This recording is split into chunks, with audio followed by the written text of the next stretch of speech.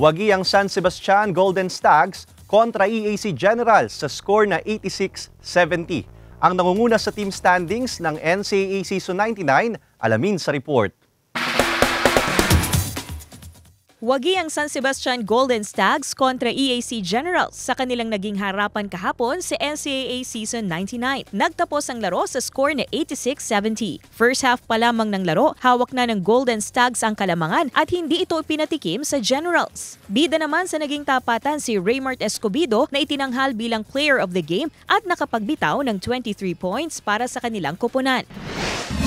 Samantala, ibinigay naman ng Perpetual Altas ang ikapitong pagkatalo ng defending champion na Letran Knights matapos nila itong mapatumba sa score na 74-59. Dikit ang palitan ng puntos ng dalawang koponan sa unang bahagi ng laro pero nagsimulang makuha ng Perpetual Altas ang kalamangan bago ang umpisa ng huling quarter.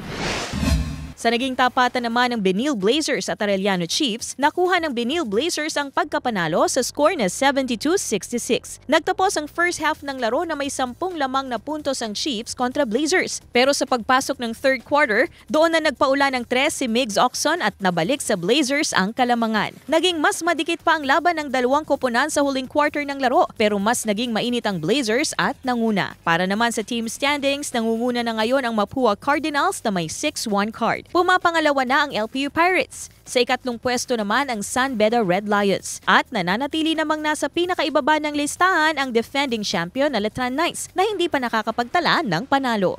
Ivy Saunargasang, Balitang Southern Tagalog.